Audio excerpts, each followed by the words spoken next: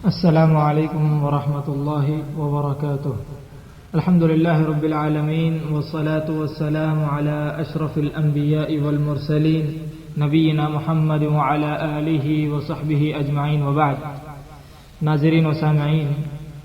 جیسا کہ حجت اللہ البالغہ کے دروس جاری ہیں، اسی سلسلے میں ایک اور بحث جس میں شاہ ولی اللہ محدث دہلوی رحمہ اللہ فرماتے ہیں، ایک عنوان باندھتے ہیں وَلَن تَجِدَ لِسُنَّةِ اللَّهِ تَبْدِيلًا. اس آیت کے ضمن میں کہ اللہ تعالیٰ کی جو کچھ بنائی ہوئی حدود ہیں، جو کچھ اللہ تعالیٰ کے بنائے ہوئے قوانین ہیں، ان میں کبھی تغیر اور تبدیلی نہیں آتی. کہتے ہیں کہ مشت خاک سے آدم علیہ السلام کو پیدا کیا، یعنی ساری کائنات کی، ساری دنیا کی جو بھی مٹی ہے، جو بھی قسمیں ہیں، ان تمام کو ملا کر اللہ تعالیٰ نے ایک مٹھی سے آدم علیہ السلام کی پیدائش کی. اسی لیے کہتے ہیں کہ مختلف عادات، مختلف رنگ و روپ اور مختلف اطوار اور طور طریقے جو ہے بنی آدم میں پائے جاتے ہیں. کوئی سنگ دل ہوتا ہے تو کوئی جو ہے بہت ہی نرم دل ہوتا ہے، اور کوئی جو ہے ایک دم پاکیزہ نفس ہوتا ہے، اور کوئی جو ہے بہت ہی زیادہ اتنا سنجیدہ نہیں ہوا کرتا. پھر کہتے ہیں کہ عبداللہ بن سلام رضی اللہ عنہ کی جو روایت ہے کہ ان سے کسی نے پوچھا کہ والدین سے بچوں کی مشابہت کیسے ہوتی ہے، تو انہوں نے نبی کریم صلی اللہ علیہ وسلم سے بیان کرتے ہوئے فرمایا کہ جب مرد کی منی جو ہے زیادہ سبقت کر جاتی ہے تو مرد سے مشابہت ہوتی ہے، اور جب عورت کی جو ہے منی مشابہت کر جاتی ہے، یعنی سبقت کر جاتی ہے، تو جو ہے عورت کی مشابہت بچوں میں یا اولاد میں زیادہ پائی جاتی ہے. پھر اس کے بعد کہتے ہیں کہ انہی کے مطابق یہ جو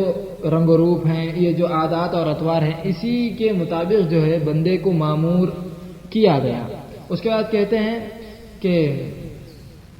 جو کچھ دنیا میں طے پاتا ہے اس میں جو ہے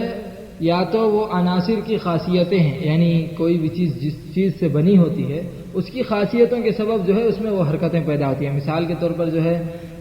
مٹی کے اندر جو کچھ خاصیتیں تھیں، یعنی نرمی، اور اسی طرح جو ہے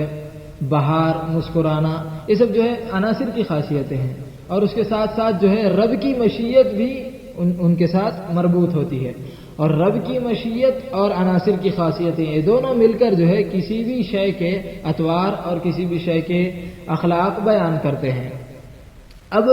رب کی مشیت میں کون سا سبب ہے، اور اگر سبب بھی ہے تو اس میں کون سی چیز زیادہ حق استحقاق رکھتی ہے، یہ ہم نہیں جانتے. مثال کے طور پر کوئی ایک شے ہے، کوئی ایک جانور ہے، وہ جانور چیخنا، چنگھاڑنا، یہ جو ہے یہ ایک چیز ہے، یعنی عناصر کی خاصیتیں ہیں. اور اسی طرح اپنے بچوں کو سنبھالنا یا اپنے بچوں کی پرورش کرنا، یہ سمجھو رب کی مشیت ہے. تو یہ دونوں ملے ہوئے ہیں. اب دونوں میں یعنی چیخنا، چلانا یا غصہ کرنا، اور اس کے ساتھ جو ہے بچوں کی پرورش کرنا، ان دونوں میں کون سا اس کے لیے زیادہ نفع بخش ہے، یہ اللہ تعالیٰ کے سوا کوئی نہیں جانتا، یہ ہم نہیں جانتے. پھر اسی طرح کہتے ہیں کہ کبھی اللہ تعالیٰ نے جو پیدا کیا ہے، اسباب خلق جو ہیں وہ کبھی غالب آ جاتے ہیں، اور کبھی اسباب تدبیر غالب آ جاتے ہیں. مثال کے طور پر کبھی اللہ تعالیٰ جانوروں میں یہ بھی صلاحیت بخشتا ہے، یہ بھی ان کے اندر یہ بھی عادت آ جاتی ہے کہ وہ جو ہے اپنے ہی بچوں کو مار دیتے ہیں. یہ جو ہے اسباب تدبیر میں سے ہے. اور اسی طرح اسباب خلق یعنی جو ہے باہم ملاپ ہوتا ہے نر اور مادہ کا، یہ جو ہے اسباب خلق میں سے ہے. پھر اس کے بعد کہتے ہیں کہ حدیث بیان کرتے ہیں، جیسے اللہ کے رسول صلی اللہ علیہ وسلم نے فرمایا کہ جب ثریا ستارہ طلوع ہوگا تو آفتیں شروع ہو جائیں گی. لیکن یہاں تک تو صحیح ہے، لیکن گرچہ کہ وہ حدیث ضعیف ہو، لیکن جو ثریا ہے یعنی جو ستارے ہیں وہی سب کچھ کرتے ہیں، ستاروں ہی سے دنیا چلتی ہے، ستاروں ہی سے بارش برستے ہیں، یہ سب کہنا صحیح نہیں ہے. جیسے اللہ تعالیٰ نے فرمایا کہ جس نے بھی یہ کہا کہ اس فلاں ستارے سے بارش ہوئی تو اس نے جو ہے میری نافرمانی کی اور اس نے جو ہے اس کی عبادت کی. تو یہ لمبی حدیث بیان کرتے ہیں. اس کے بعد کہتے ہیں کہ اللہ کے رسول صلی اللہ علیہ وسلم کی ایک اور حدیث بیان کرتے ہیں کہ جس نے علم نجوم سیکھا اس نے جادو سیکھا. پھر اسی طرح کہتے ہیں کہ من اتی عرافا او کاہنا فلیس منا، من اتی عرافا او کاہنا فصدقہ فلیس منا، اس طرح کی حدیث بیان کرتے ہیں کہ جو آئے کاہنوں کا حال دریافت کرے وہ مجھ میں سے نہیں ہے، میں ان میں سے الگ ہوں۔ اور اسی طرح اور ایک حدیث بیان کرتے ہیں کہ شیطان جو ہے فرشتوں سے ان کلمات کو چوری کر لیتے ہیں، ان کلمات کو چوری کر لیتے ہیں جو اللہ تعالیٰ کی جانب سے فرشتوں کے درمیان پیغام ہوتا ہے، اور پھر اس میں ایک میں 100 ملا کر جو ہے کاہنوں کو بیان کرتے ہیں، اور کاہن اس میں 100 ملا کر جو ہے انسانوں کو بیان کرتے ہیں۔ پھر ایک اور حدیث یعنی قرآن کی آیت ہی ذکر کرتے ہیں، کہتے ہیں کہ کافروں کی طرح مت رہو، کافروں کی طرح مت بنو۔ وہ لوگ یہ کہتے ہیں کہ اگر یہ لوگ ہمارے پاس ہوتے تو قتل نہیں کیے جاتے، کاش یہ ہمارے پاس ہوتے اور قتل نہ ہوتے۔ یہ آیت بیان کرتے ہیں، جیسے اللہ تعالیٰ کا فرمان ہے یا ایھا الذین آمنوا لا تکونوا کالذین کفروا وقالوا لاخوانهم اذا ضربوا في الارض او كانوا غزا لو كانوا عندنا ما ماتوا وما قتلوا۔ اس کے بعد کہتے ہیں، اس کے بعد جو ہے ایک اور مرتبہ اس کی تفصیل سن لیں تاکہ جو ہے اور زیادہ پائیداری سے آپ کے ذہن میں بیٹھ جائے۔ سب سے پہلے جو ہے خواص العناصر ہیں، یعنی عناصر کی خاصیتیں اور اس کی طبیعتیں اور اس کے مطابق جو کچھ احکام اللہ تعالیٰ نے بیان کیے ہیں، اللہ تعالیٰ نے جو کچھ زمین میں رکھا ہے اس کی جو ہے خاصیتیں ہیں، اس کے مطابق جو ہے بحث کی ہیں۔ اس کے بعد جو ہے ملائے اعلیٰ میں جو فرشتوں کی دعائیں ہیں اس کے تحت جو ہے لوگوں کی مصلحتیں بدلتی ہیں، لوگوں کی جو ہے اصلاح بھی ہوتی ہے، اور اس کے بعد کہتے ہیں کہ جو شریعت لکھی گئی ہے بنی آدم کے سلسلے میں کہ یہ چیزیں واجب ہیں اور یہ چیزیں حرام ہیں، اور اس کے مطابق جو ہے ثواب اور عذاب لکھا جاتا ہے۔ پھر اس کے بعد بحث کرتے ہیں کہ اللہ تعالیٰ نے کسی بھی چیز کو کوئی صفت دے دی ہے تو اللہ تعالیٰ کے قوانین میں سے ہے، اللہ تعالیٰ کی سنت میں سے ہے کہ وہ صفت اس کو چمٹی ہوئی رہتی ہے، اس سے نکلتی نہیں ہے۔ اس کے بعد جو ہے فرماتے ہیں کہ کل یوم هو فی شأن، اللہ تعالیٰ جو ہے ہمیشہ اپنے کام میں لگا رہتا ہے، یعنی کبھی میزان یعنی تول کرنا اور ناپنا، اور اسی طرح جو ہے اعمال کا حساب رکھنا، اور اسی طرح جو ہے بیان کرتے ہیں کہ آپ صلی اللہ علیہ وسلم کی وہ حدیث بیان کرتے ہیں جیسے من اقتبس شعبۃ من النجوم اقتبس شعبۃ من السحر، اور اسی طرح جو ہے مطرنا بنوء کذا، جو کچھ حدیث بیان کی گئی ہے، تو یہ تمام باتیں اس سلسلے میں بیان کرتے ہیں۔ اس کے بعد آئیے ہم پڑھتے ہیں سر التکلیف۔ سر التکلیف کسے کہتے ہیں؟ اس سلسلے میں کہتے ہیں کہ سب سے پہلے ایک آیت بیان کرتے ہیں، اللہ تعالیٰ کا فرمان ہے اِنَّا عَرَضْنَا الْأَمَانَةَ عَلَى السَّمَاوَاتِ وَالْأَرْضِ وَالْجِبَالِ۔ اس سلسلے میں امام غزالی اور امام بیضاوی رحمہم اللہ کا قول بیان کرتے ہیں کہ امانت سے یہاں مراد مکلف ہونے کی ذمہ داری ہے، اور وہ اس طرح کہ اطاعت اور نافرمانی احکام، یعنی اطاعت اور نافرمانی جو ہے وہ احکام سے ثواب یا عذاب کے مستحق ہونے کے سلسلے میں ہے، اور آسمان اور زمین میں ان کے پیش کرنے کے معنی، یعنی اِنَّا عَرَضْنَا الْأَمَانَةَ عَلَى السَّمَاوَاتِ وَالْأَرْضِ، زمین اور آسمان کے سامنے ان کے پیش کرنے کا معنی یہ ہے کہ ان کی طاقتوں کا اندازہ لگانا مراد ہے۔ پھر اسی طرح یعنی اس طرح اندازہ لگانا کہ یہ مادہ یعنی یہ آسمان اور یہ زمین اور یہ پہاڑ جو ہے یہ کام کرنے کے لائق ہیں